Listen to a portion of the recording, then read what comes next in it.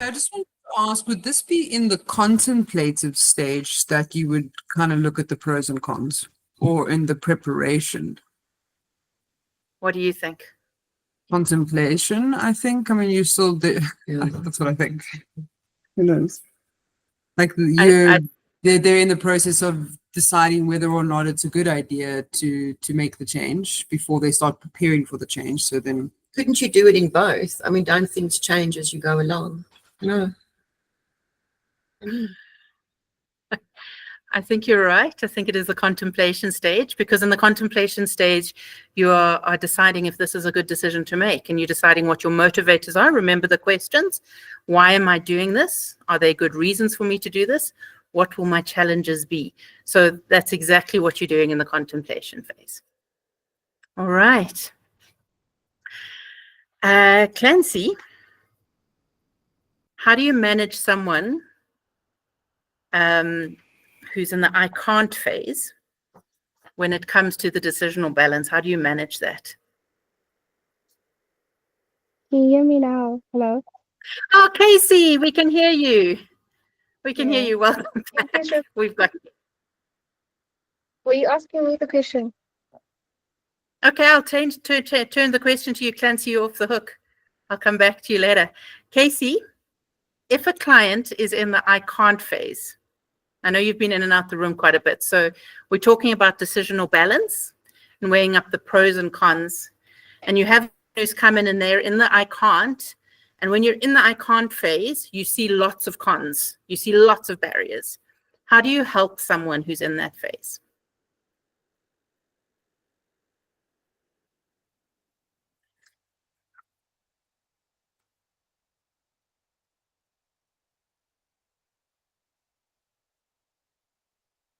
Have I scared you with the question? Are you still with us? I think we've lost you again. Shame, I think your guys' signal for both you and your mom is really bad because we can't hear you. Clancy, it's back to you. I thought I'd been let off the hook. No, sorry. So if a client is in the I can't phase, they need to be aware of what the barriers are for them to change. And you as the life coach should be praising them that they know the barriers. So it's like praising them, encouraging them, and drawing it out of them that they can actually move from I can't to I can. Okay, well done. So as a coach, you're encouraging them that even though they seem to only see the bad things, that in itself is a positive, because they can see this clearly, and it's something that you as a coach can help them see as this isn't just all bad. The fact that you can see these issues allows you to find ways to overcome them. You've already taken the first step in a sense. All right. Jeanette, I didn't welcome you when you came in, so welcome. I know you're brand new, but it's absolutely lovely to have you here. Thank you, Jackie. I'm not going to pick on you tonight at all because I know you're new, but just welcome. It's lovely to have you here. Thank you very much. Yanita, tell me a bit about self-efficacy. Why is this important? Okay. So you need to know what you are capable of. So you need to be able to say, okay, I will be able to do this, and how am I going to do it to actually get to my goal and to sustain, to keep on, so that it becomes a habit. Okay. It's the link between belief and action. Yeah. So self-efficacy is, I believe I can do this, and now I can see myself doing this. So as a coach, you encourage self-efficacy. Yes. Okay, perfect.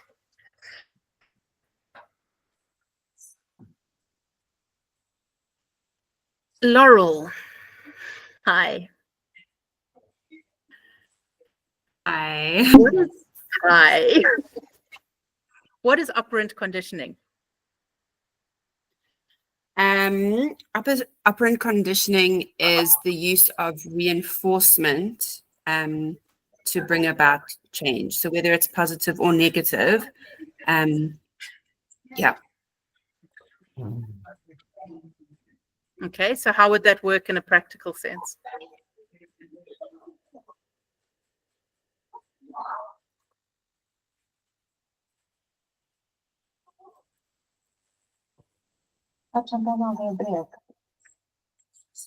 Laurel?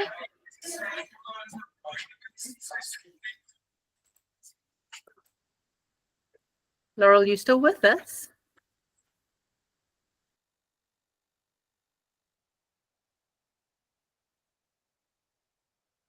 I'm wondering if we've lost Laurel along the way. Does anyone want to help her with that? Can you give me a practical example of operant conditioning?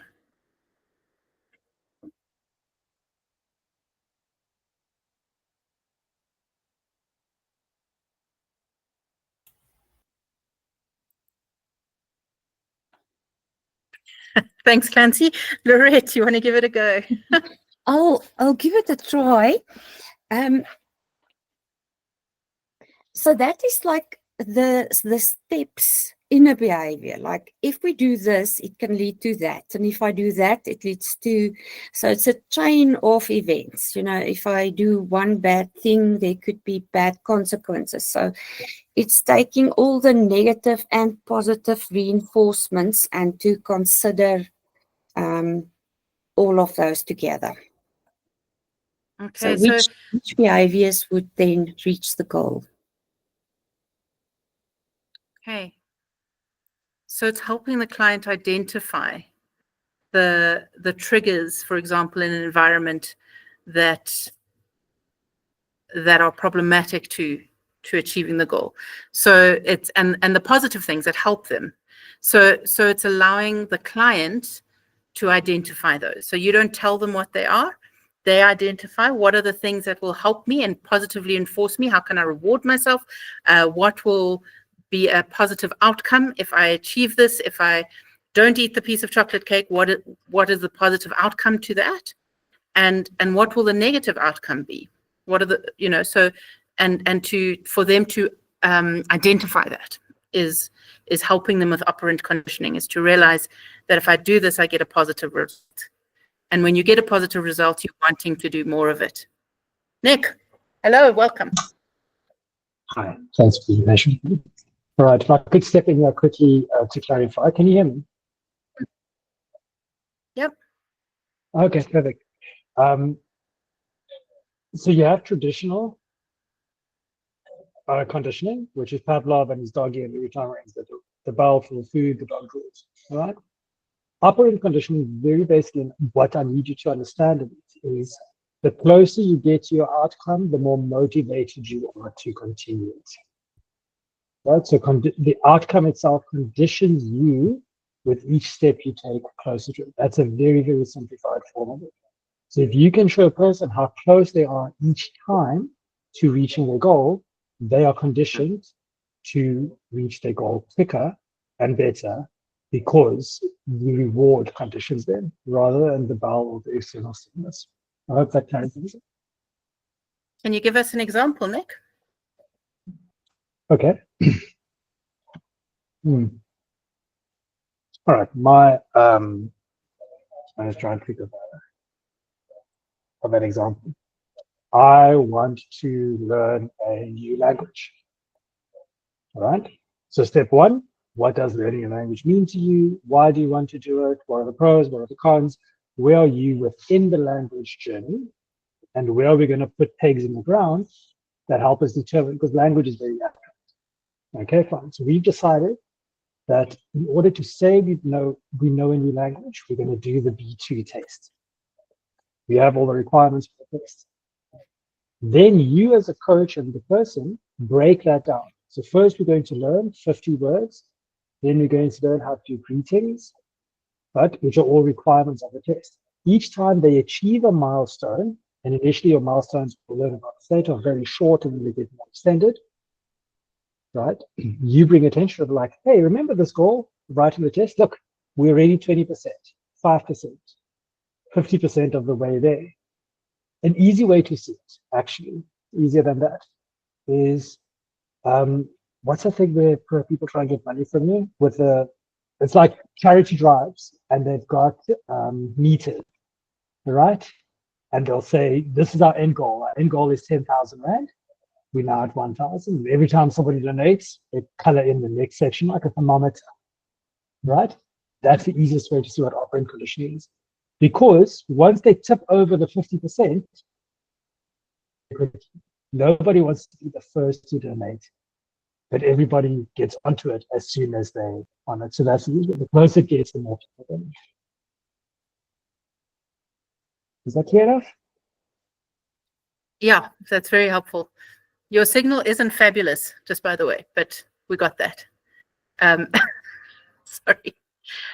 So can I just confirm this with you? So operant conditioning would then be helping the client see how far they've got along the goal process. So like the thermometer is a visual representation, yes, of it. You're helping them, and whatever the goal is, you can help them see how far they've come, and therefore, or how close they are to the goal. Snowballing. That's what it is. Yeah. So when you shoot a snowball, so it's really slow, and you're pointing out how big the snowball is getting, and so it just takes over the last time, say, for instance. Okay, thank you. All right. Towards the end of our notes in the section, they look at the pyramid of lasting change, and this is another way to see the same process, but it's a visual representation of it, of actually moving up the pyramid to actually changing your self-image. So Moira, could you tell me what the 5 blocks of tier 1 are? You don't have to explain them, just give them to me.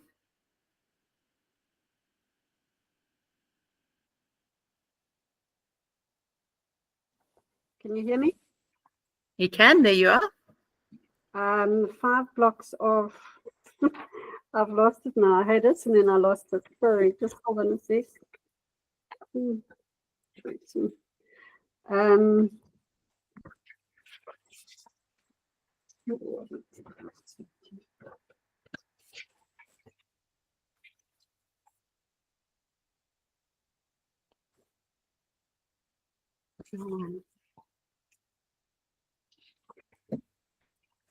Okay.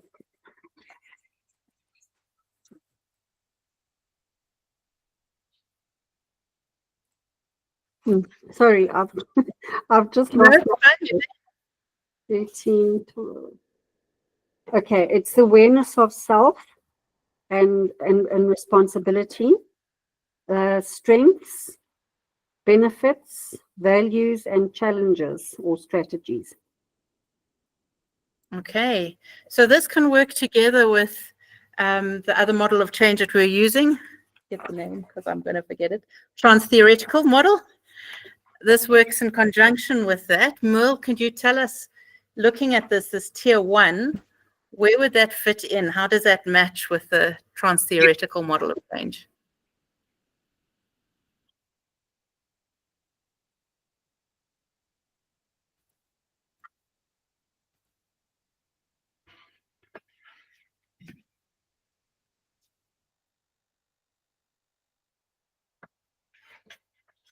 Merle, are you with us?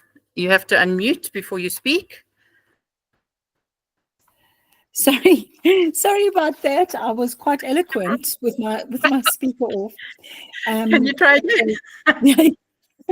Yeah. So the first step was pre-contemplation. Yeah. Yeah. Sorry. What was your entire question?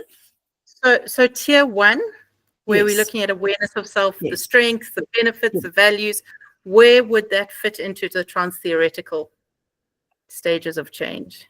Where do you think what we're doing here? Well, I would think it would be with contemplation, not pre-contemplation, but Yes. the first, so I was, I looked at that when I was studying it, because you're obviously already making mental moves in the right direction. Okay, you're already climbing the mountain. You've decided you want to climb the mountain. You're already climbing the mountain. The first step would be the contemplation. So you're deciding, what are my motivators? What are the cons, the pros and cons? We're looking at all of those things. So that matches the first tier of Mount Change. Perfect. Thank you, Mil. Michelle, can you talk to me about tier 2? Yes, I can. Tier 2 talks about plan, support, commitment, and confidence. And I would link into the planning phase. Okay. Yeah, I think so. I think planning phase, because I think the next tier would be more linked to the action phase. Okay. Thank you, Michelle. Mane, tier 3.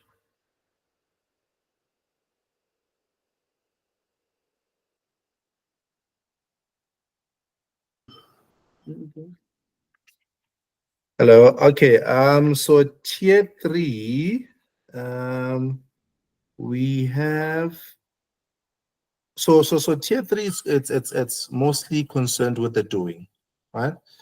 And it has the behavioral steps, it has problem solving, and it has the rewards.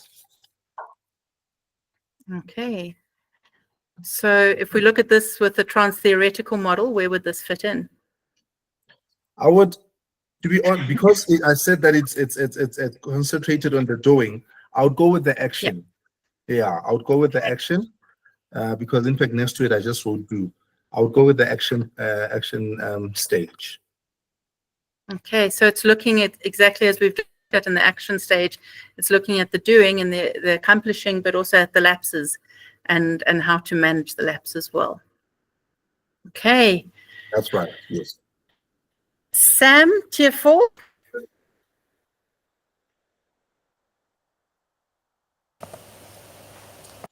Tier 4 is lasting change, relapse prevention, and best self. Okay. Talk to me about that with the other model. I would think it would be maintenance. Okay. So it's starting to... And then termination. Like that it becomes a habitual habit. It becomes your real self, becomes who you are. Okay. Okay, Claudia, as a final thing before we finish this module, do you want to talk to us a little bit about ambivalence? What is it? And how do we deal with it?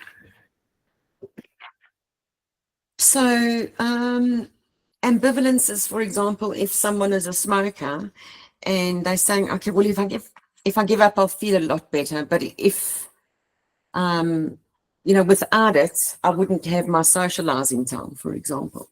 So then they're ambivalent with, do they want to, so they neither here nor there. They haven't decided. Okay. Am I right?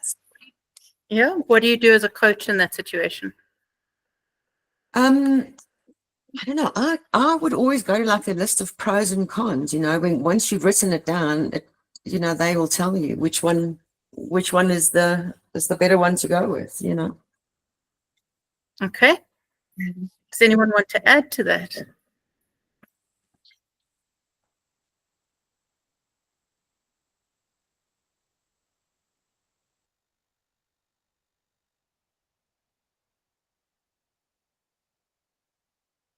Anyone?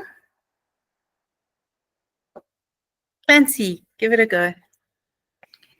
I think if you just just say that ambivalence is normal, because I think it's part of the fear of doing it and wondering if you can do it, and so you would talk to saying it's absolutely normal, and then encouraging better, I don't know. I've lost my words. Sorry. No, you're good. You've done well. Lorraine, do you want to add? Yeah. Oh, all I can add is maybe that the coaches to emphasize this confidence of the client. You can do it, you can do it. So to encourage the confidence. So I think the ambivalent is about the feelings. It's not really necessarily facts. It's the feelings and the thinking, not if you really do have the strength or not. Okay. So ambivalence is normal. They're going to go through phases of ambivalence. And I think what's really important is to notice it and to encourage them that is normal, and then to redirect their thinking as to where they've come from, where they're going, and what they value. Are we good? Does anyone want to say anything else about Module 3? Are you good with it? Are we happy?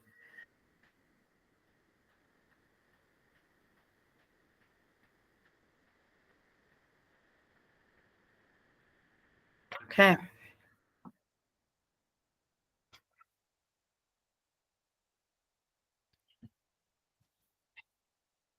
All right.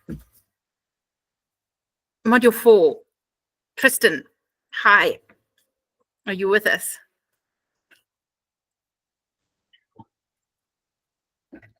Hello?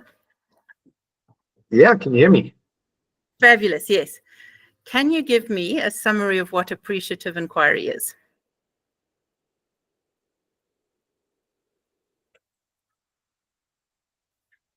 Nothing like a big question, eh?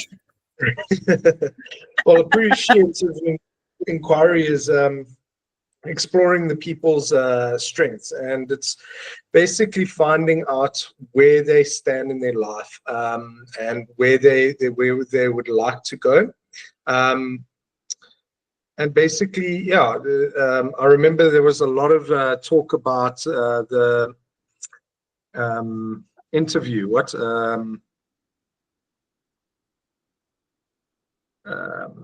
Explorative interview, but it's basically just finding out exactly where the people are mentally and where their strengths lie. Okay. Ashley, thanks, Tristan. Ashley, do you want to add to that? And also just tell us what's the difference between that and problem solving?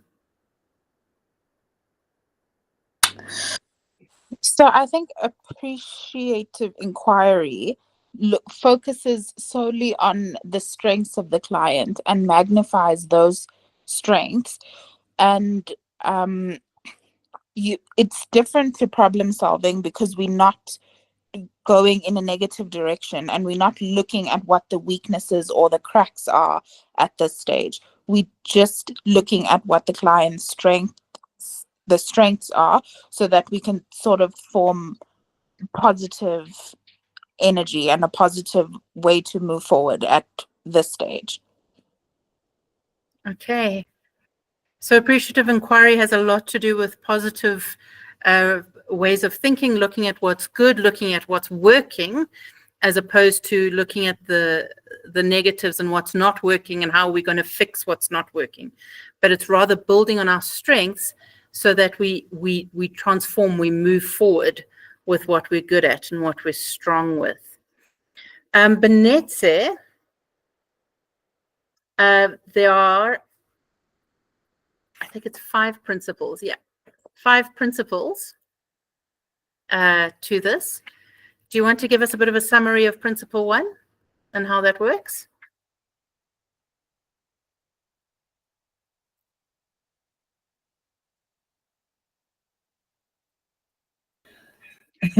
Okay. Sorry. Okay. Yeah, we just wanted to fix that. Perfect. Okay. The AI principle, the first one would be the positive principle. Positive actions and outcome that stem from the positive energy and emotion. So I think for me, when I read this, I had to think about when you motivate your child, for example, to say, if you study more, I'm gonna buy you a bike. That reinforces the behavior, the good behavior, the positive behavior. So positive principle is more of that. You encourage the client to focus on the positive, so that they can push more. That's my take on that one. Okay. Does anyone want to add to that? Because I think your example moved a little bit into reinforcement rather than the positive principle. I don't think you're wrong, but I think it lent more that way. Does anyone want to add? Laurel. Sorry, I'm back. I'm operating in the dark, so I don't know how long I'm going to last here. But I think that positive principle is about more identifying strengths as an initial stage. Okay, and identifying strengths. And so it's the energy that you're bringing into the space. This is good. This is what you can do. So in terms of your kid who's studying for an exam, it would be saying to the kid, hey, you've got a maths exam tomorrow. You're really great at times tables. Like that, I can see that this is you're really, really good at that. And it's focusing on all the things that they're good at instead of going, oh my word, you're going to fail because you're terrible at fractions. And so it's focusing on the good and the positive to motivate them and give them the energy, because positive motion moves forward, whereas energy saps our strength and just makes us depressed and we can't do this. Okay. Teresa and Kate, do you want to talk to us a bit about principle 2, the constructionist principle? So this is positive energy and emotion stems from positive interactions. This principle makes the importance of social context as well as environment in creating the present moment clear. Okay. Can you explain a little more what that actually means? It's in interactions we have with others. So if we have positive interactions and we have the positive energy that comes from them, then it just helps us understand the experience, and then we have that positive energy going forward as well. So if it's a negative, if somebody's negative towards us or says harsh things to us, then that breaks you down. But the positive things that they say, and so the coaching and all that will help you build that positive energy to move forward. Okay. So the positive energy is created through interaction. So Clancy, if you've got a team, let's say our group of elders, and we're looking at our church, how would principle 2 work if we're wanting to improve our church? What would we be doing as an eldership? We would be,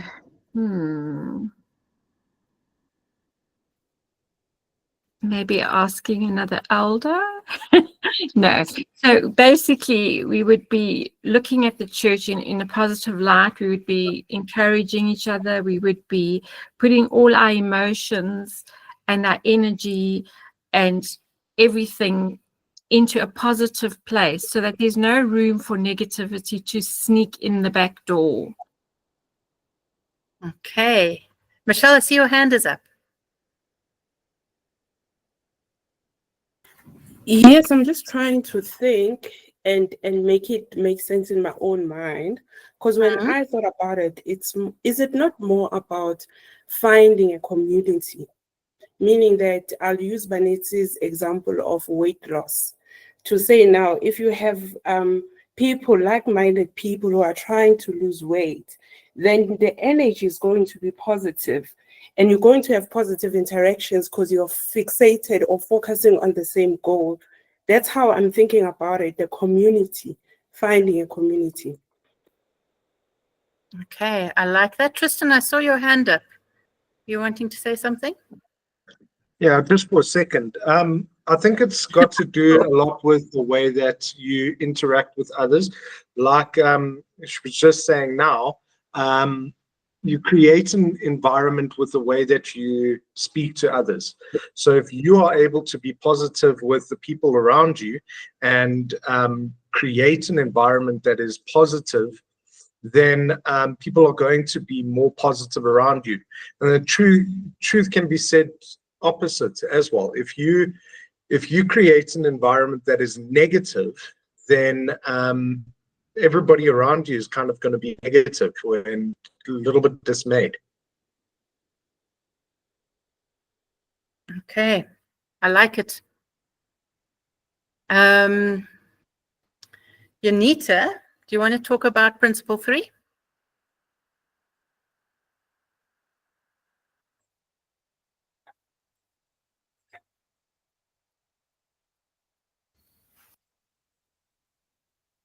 You are still muted. Okay. The simultaneity principle, that is to have positive conversations and interactions and positive questions. So you as a coach can help them by, I say, if they start getting a bit negative, to try and, I want to say, reroute the conversation into the positive side of it, and again telling them what they have established and what they have done and how far they have come to create a positive environment for them again. Okay, so how would the coach do that?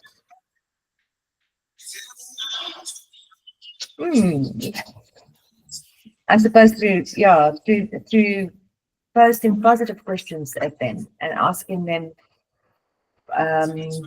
Yeah, I'm not sure. No, you're exactly on the right track. You're exactly on the right track. Michelle? May I please try just to test if I understand? So, for example, if you are coaching someone who's on a journey to stop smoking, you would ask them that since you haven't smoked in a week, how does that make you feel? You know, so you're focusing more on the positive aspects of the progress that's been made. So, of course, the reflection as well, because we're talking about something that is positive, the reflection is going to be positive as well. Okay. Nick, can I ask you to jump in here if you're still with us?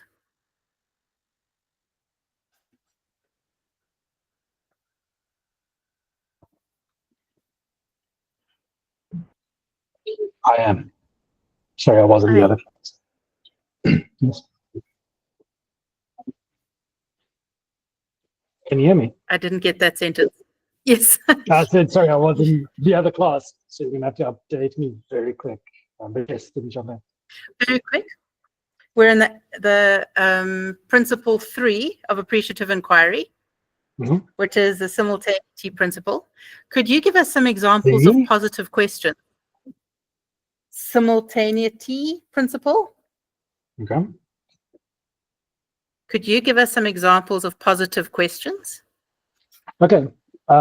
So the goal of this is you're asking questions to, remember we spoke about reframing, right? And your goal is to, at this stage, highlight the progress, right? So if you look at something such as smoking, right? I've come to you. I've said I want to stop smoking, which I probably will never do. But I've come to you, said I want to stop, and I've not smoked for like 3 weeks. I come back to you, and the relationship is that I want to tell you my struggles. I want to say, like, I've been eating terribly because I've got this oral fixation, blah blah blah blah blah. Your question as a coach to me would be, what have you noticed about your sleep, right? Do you think your skin is lighter? Do you think you have a bit more vitality? How's your breathing? Your breathing seems deeper, right? Or What things have you been able to do with that money you've saved from buying cigarettes? So it's highlighting the positive through a question without saying, what are the good things about it? Because if I'm in a bad state, I'm not going to see the good things at all. I'm not going to see any progress. I'm just going to see my issues. By asking pointed questions, you allow a person to get to the positive themselves. Does that make sense? Yeah. And I think that's a great example because it was exactly the example used. So, Michelle, I hope that helps. Yes. Everybody uses that So example. It does. It does. It's good. okay, so it's not just how do you feel, because they might give you all the negatives of how they feel, but rather to ask very specific questions to lead them to the positives.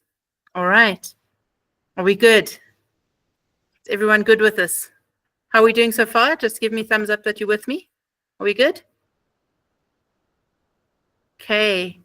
Jeanette, I see your hand. No? Oh, that was your thumbs up. Got it. Okay. Laurel, we're with you. Do you want to give us principle number 4? So principle number 4 is the anticipatory principle. These words. I know, right? Yes. Anyway, positive questions and reflections stem from positive anticipation of the future. I'm just reading my notes, actually. So I'm getting anticipation makes me just think about future and looking forward. So I'm guessing it's got something to do with being forward focused, and I don't know. That's about all I've got. You've good. How would you be positive in a forward focus future thinking thing? I'm guessing asking questions about what a client sees their future looking like. I don't know. Okay. Michelle? I'd like to try just to also make sure I understand the concept. So no, you're helping us. Go for it. I'm imagining a situation where someone is trying to lose weight, and that is the goal, but they're losing weight for the purpose of attending a friend's wedding. So I imagine you'd be asking about how would you feel when you finally arrive at the wedding and you look great in your dress, or you fit into a specific dress. I think because then the question has to be based on what is to happen in future and the positive anticipation that finally I will fit into my favorite dress or I will look in a particular way. That's how I understand it. Okay. I think you're spot on. Does anyone want to add anything to that? Are we good with that? So you're wanting them to design their best future. You're wanting to point them to the best possible outcome. And so your questions and your reframing and your discussion with them will be to trying to lead them to design a very concrete, very real, very measurable, tangible future that they can. And Michelle, I loved your example there of what it would feel like, look like, be like to arrive at that wedding wearing a particular dress. So it's helping them design and see future that they want. So again, you don't create the future for them, but you ask the kind of questions that will help them create the future that they're wanting for themselves. Okay, Lorette, can you give us number 5? That's the poetic principle. That is the more positive we are with our intentions, the more positive we actually become. If we speak positive, it's a spiral that puts us into more positiveness, like believing we can do, the client believing they can do it. So it is all the hope they have. We connect there with all the hopes they have. what they want, where the attention should be to achieve that dream. Okay. Does anyone want to add to that?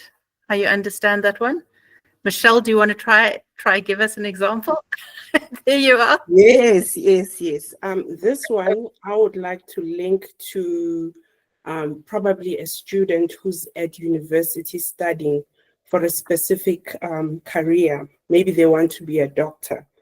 So just to say, your questions would be, how do you feel about the effort that you're putting in now? I don't know how to phrase it, but try to show that how the effort and the positive input you're putting in now will result in that goal and future of becoming a doctor.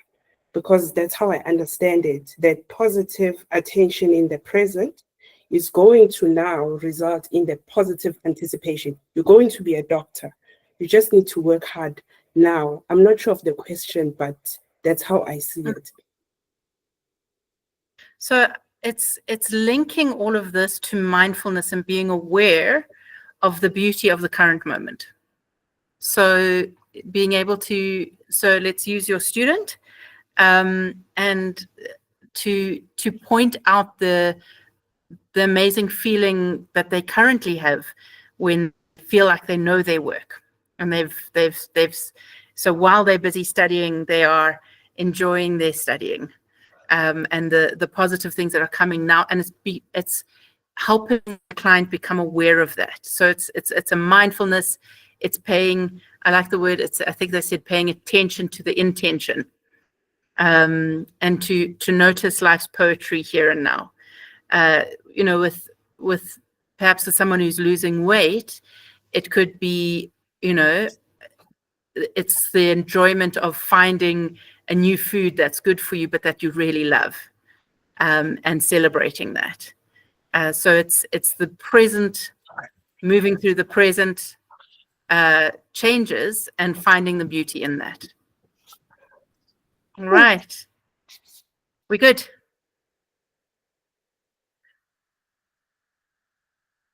We're good, but challenged, eh? But these principles are challenging. You're doing well. You're doing well. Your examples were very helpful, Michelle. Vanessa.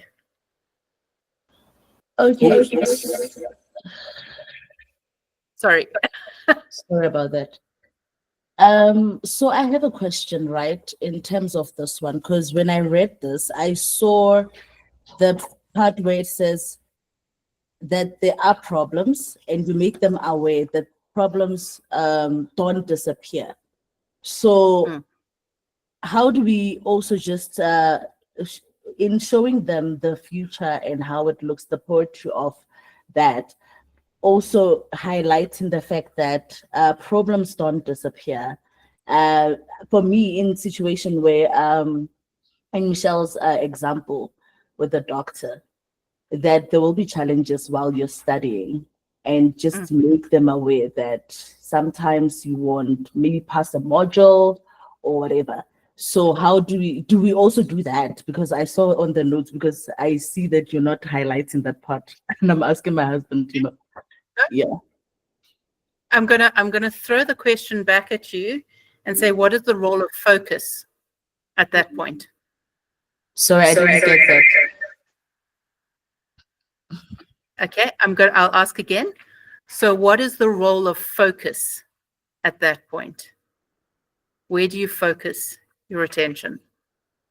On the positive. Where do you encourage on the positive? So it's paying attention in the current moment, being aware of the problems. You don't go into denial, but you choose to rather focus on the positives, on the good things, on the beautiful things.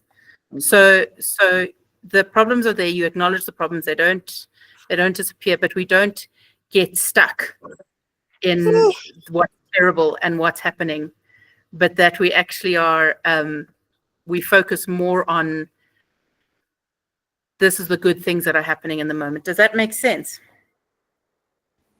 Yeah. I want to speak a little bit. All right. Mani, I seen you've unmuted. Hello. Can Yes, I hi. come in there? Yeah, sure. But I feel like I'm gonna take a train. Yeah, I might be off, and then you'll stop me, please. I just wanted to come to, I think, how I understand it in simpler terms. And as I was reading these 2 lines here, where it says that when we focus on problems, we get more problems. And then when we focus on possibilities, we get more possibilities. And then something just came, being a Christian, in my mind, where the scripture says, worry not about tomorrow, let tomorrow take care of itself.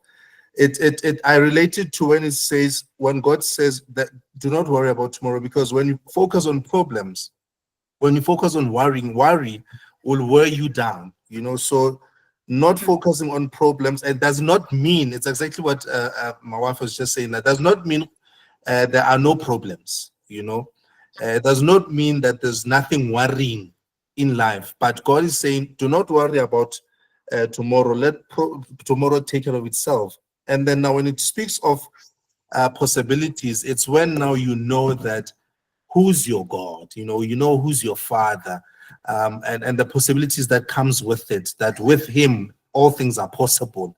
You are focusing on all the positives and the bigger picture of what you can get out of life, instead of worrying, instead of putting your energy into the negative or worrying in life. Okay, I like that. I think there are 2 other scriptures that you could pull into that. The one is set your mind on things above, not on things below. And the other would be the Philippians one, where it says, consider things that are lovely, true, praiseworthy, think on such things. And I think it's exactly the same principle. I think an easy way to consider this is when you're teaching someone to drive, you say to them, eyes on the, anyone? Right. Eyes on the road. Okay, good job. If you're teaching someone to play tennis, you say eye on the. Oh. Okay, good job, Tristan. Somebody's awake. So when you're driving on the road, you say keep your eyes on the road. When you're playing tennis, you keep your eyes on the ball. Why? Because we move in the direction where that our focus is. So when you're learning to drive, if you're watching the curb, you're going to turn that way. All right. It's the same here, where you put your focus. So that line, when we focus on possibilities, we get more possibilities. When we're looking for possibilities, when we believing in the possibilities, when we're seeing the beautiful things, we see more of that. Are we good? That is profound. Okay, cool. Awesome. I have no idea where I was in the list. I think, Merle, that you're next. And they've combined this into a change process called the 5D cycle. Can you just quickly tell me what the 5Ds are? You don't have to explain them, but just name them. Right. Okay. 5D: define, discover, dream, design, and destiny. Okay. Perfect. Michelle, in 1 sentence, can you give me what define is? It's defining what needs to be accomplished. Okay, so it's identifying what needs to change. Okay, Mani, can you give me 1 sentence, if possible, of what discover is?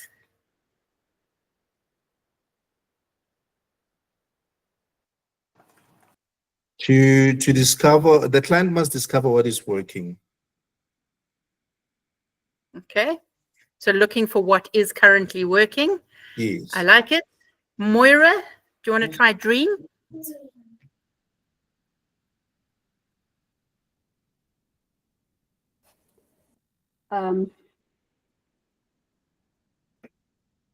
Once the client has a good idea of the best that is, they can move on to creating the best that can be. So it moves from the process of wishes into realism. Okay. So to take one step back in the discovery, it's looking at what are the good things, what are the beautiful things, what are the strengths that are happening currently, where's the positive energy at the moment, moving into the dream phase. And I love that question, if you found a genie and you could get 3 things, what would they be? And the dream phase is starting to imagine, what do I want this to look like? What gives me energy? Where do I want to arrive with this? Okay, so spot on. Who's next? Sam, do you want to give us a definition of design quickly in 1 sentence?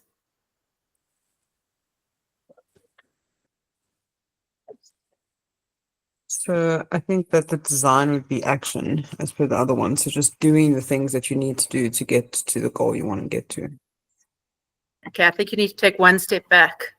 So it's just before, well, it's getting there. Preparation. So, preparation, there we are. Okay, design is putting pen to paper. It's time to go, what would need to happen? What direction would we need to move in order for the dream to become a reality? Okay, what would need to change in our surroundings and things to make this dream possible? Okay, and Claudia, do you want to go for destiny? I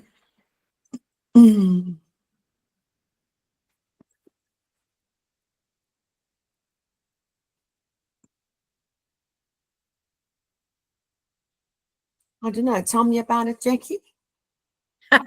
No, I'll throw it out then. Does anyone want to give a go at destiny?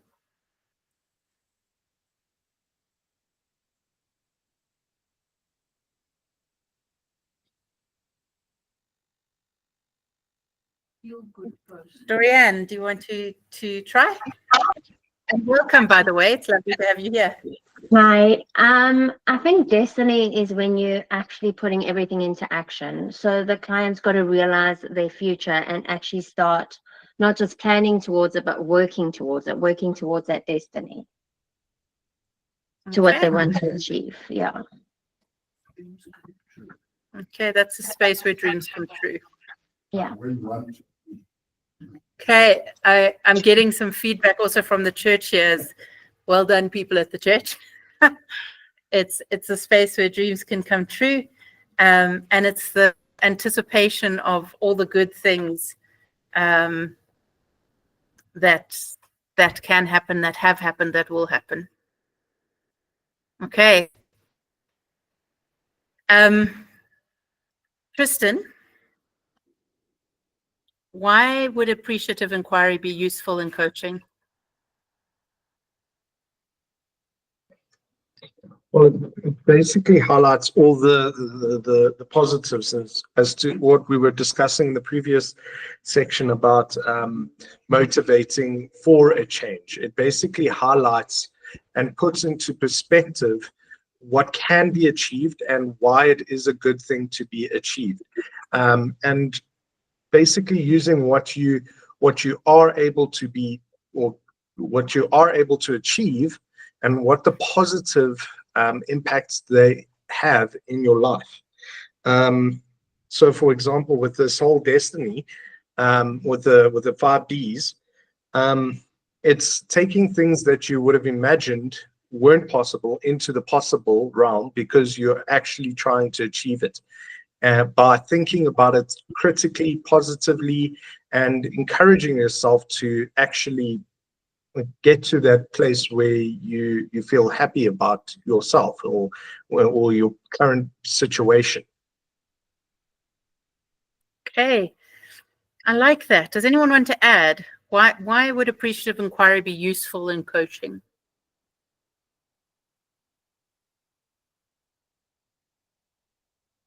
Ash.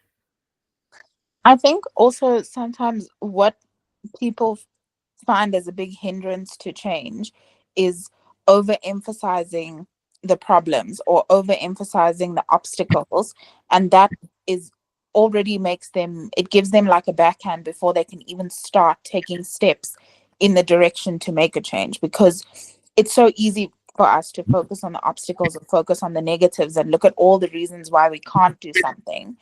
And a theory like this sort of helps us teach people from the very beginning that we can focus on the positives, and that can, like, we don't even have to look at the change or the challenge just yet. We can just start by looking at ourselves. What is my strengths? What are things that I'm good at? How can I have confidence in myself?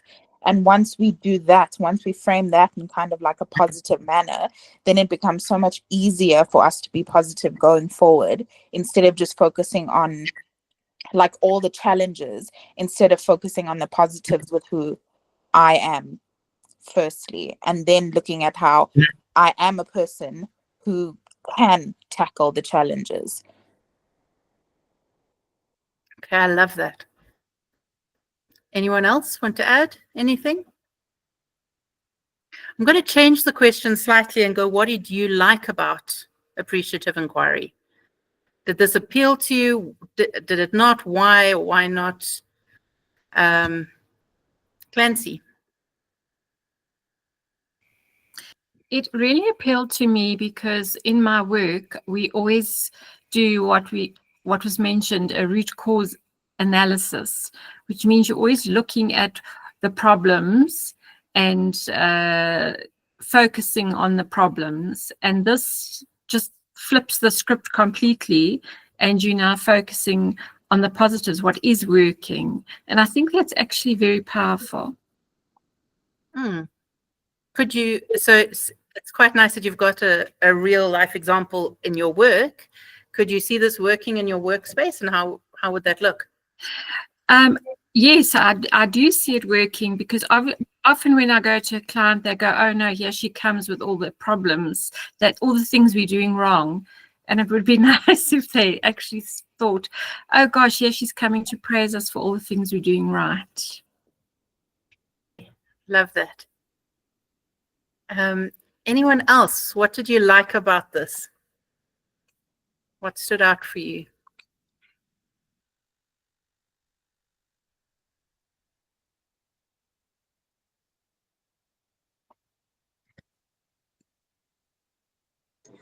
I enjoyed the design and destiny part, especially because, like, you know, as a little kid, you always imagine, oh, what's the future going to be like? What is the possibility of me achieving this, and this, and this? And then even like with my wife, it's like before we got married, we were like, what is the possibilities of marriage? Where can we go? Where can we grow, and all that? And I think taking the time to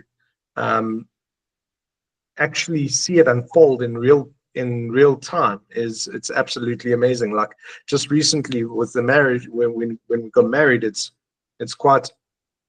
was like everything that we had been dreaming of and what we had been working for, but it also puts everything, all the struggles that we have been facing, or not just like as a couple, but like me personally with work and all of that, it puts everything into perspective. So all the hard work that I've been doing has led me to a place now in my career where I'm quite happy and I'm growing beneficially and all of that. So it really does help in terms of this is what I'm dreaming, this is what I want to achieve. Okay, let's think about how we can get to that point. And it's a good way to measure how we can help others in that regard as well.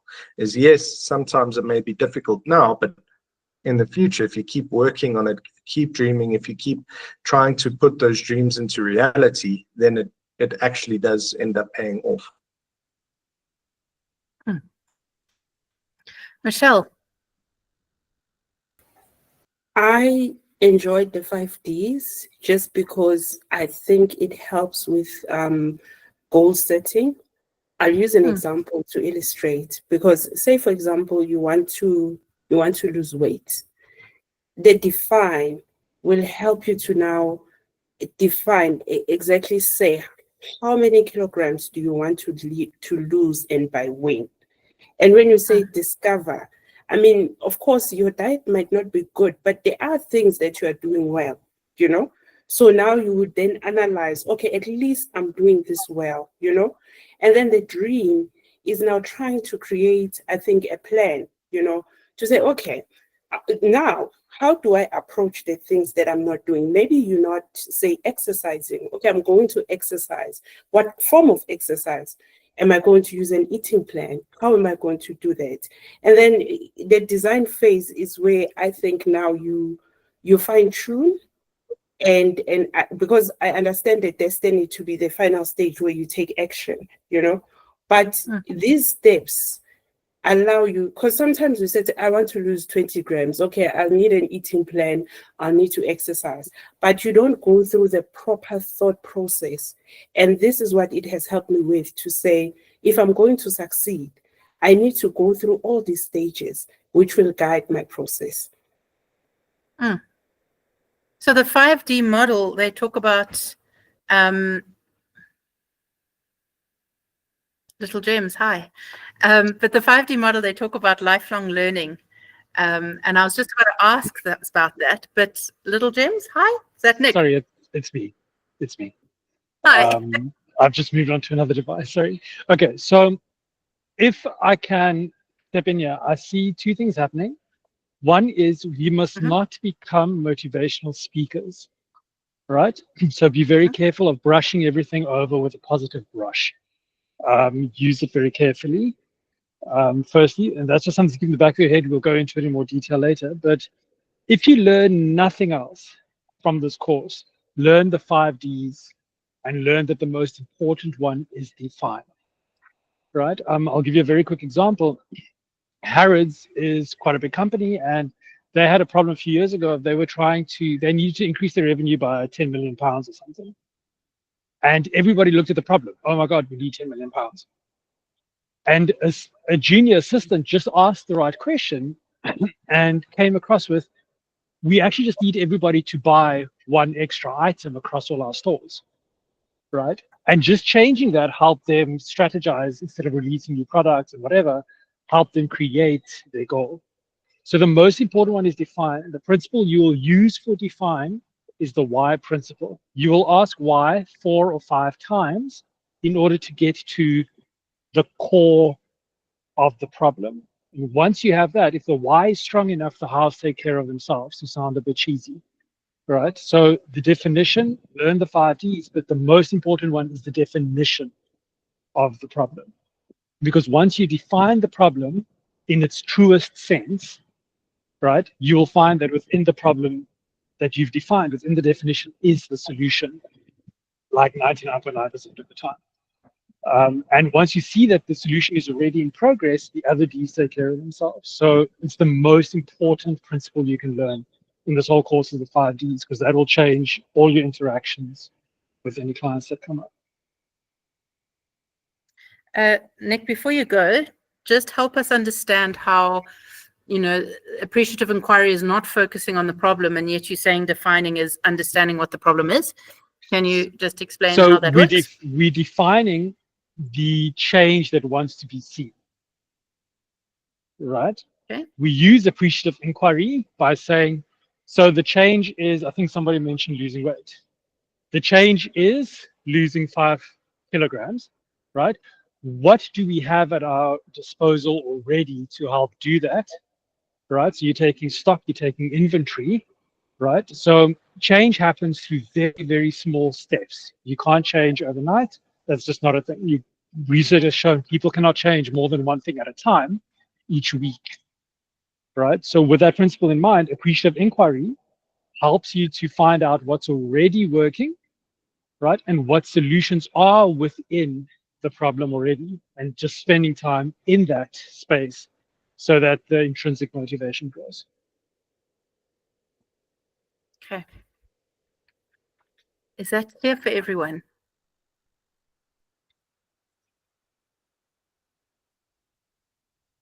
I've got 2 yeses. Okay. Cool.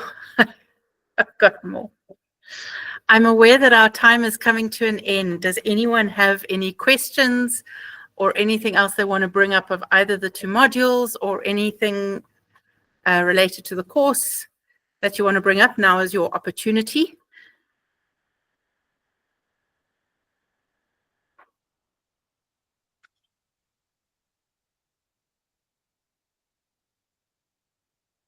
Okay. Oh, wait, we've got Michelle. Just to thank you, Reverend Jackie, for the opportunity and to say we're growing, you're really growing. And I think the course is more transformative for the individual, first. And I think we're going to do well going forward. Thank you. Awesome. Okay. Just a couple of notes going forward. The one is, Nick, do you want to talk about the extra class you're going to be offering for those who are actually wanting to go into life coaching? Because I think we've got two groups of people here. We've got people who are in this because you're going into the pregnancy crisis counseling, and that's awesome. And later on in the course, we're going to do slightly more focus in that direction. But then there are also those here who are specifically looking at becoming a life coach and actually qualifying as a life coach. So Nick, do you want to talk to that quickly? Yes, I can. So one thing that has become apparent over the last 2 weeks is that there's definitely a need for more practical guided care, and that is something I want to include. So with becoming a life coach, there's a slight difference, right? In that you're going to, of course, need to fulfill certain criteria for the International Coaching Association, ICASA, ICAS, whatever. And I want to have a specific class. I mean, everybody's welcome to attend, of course, but later on in the course with people who specifically want to learn what the requirements are and start putting in those hours and compiling our files and all of that so that we can get accredited for the course. It doesn't mean that, if you're doing the pregnancy stuff, you're not accredited as a life coach. You're a very specialized section of the life coach, but maybe people want to start their own practices, and those who want to start their own practice need to do a bit more before we can accredit that, so that they can practice independently. And I will be taking those people for specific classes such as setting up a practice and all of that. Okay. Does that make sense? So that will be an additional class. It won't be a Tuesday night class. It'll be on a different day.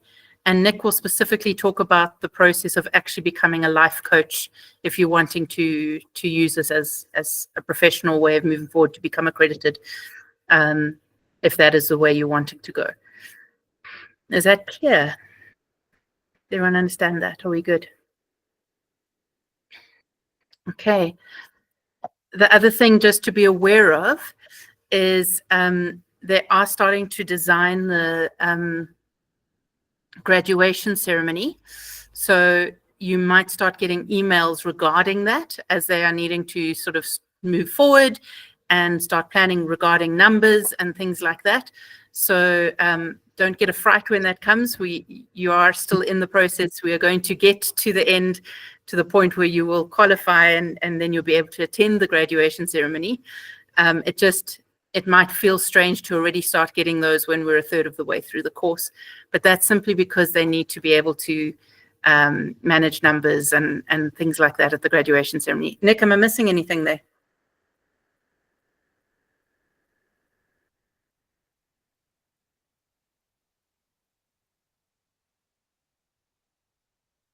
Nick has left the building.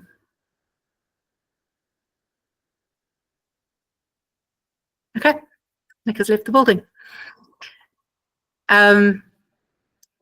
Is everyone good? Are we good with all of that? Can I close in prayer? Okay, awesome. Thank you very much for being here. Thank you for your interaction and for your answers and for your studies. It's really, really awesome working with you guys. You're an awesome bunch to work with. Next week, reminder that we'll be moving through module 5 and 6. We had 1 or 2 people who had issues this week and weren't able to complete module 3 and 4. I would suggest that you try as best you can to catch up, because of the shortened nature of this course. You've only kind of got 6 weeks, and if you start falling behind now, that can start to catch up quite quickly. So just an encouragement that if you have fallen behind with a module, that you try and catch that up quite quickly so that it doesn't begin snowballing. All right. A reminder as well that these classes are compulsory. And so an 80% attendance, which is required, means that you're allowed to miss one class. I wouldn't suggest you miss any, but if you have a situation, you kind of allowed to miss one class, because by the time you've missed 2 classes, you've literally missed a third of the course, and that becomes a problem. Okay. But thank you. And let's close in prayer. And so, Father God, we thank you that you've been with us this evening. Thank you for all that we're learning, and for how incredible these processes are, to be able to help others, to be able to journey with others, to be able to see real transformation and life change. And we just pray that as we continue studying, that you are with us, that you help us to understand, that you help us to apply it to our lives first, that we can see in our own lives how this works and how this can move us forward. So we thank you. We invite you to journey with us as we do this. And for those of us who are traveling home, grant us safe travels until we meet again, either on Sunday or next week. In Jesus' name, amen. You can switch on your video and wave goodbye. It would be lovely to see you if you're not sitting in your pajamas, or even if you are, I don't really mind. But if you can switch on your thing and say bye-bye. Hello, Jeanette. Lovely to see you. Good to see you, Reverend Jackie. Hey, lovely to have you here.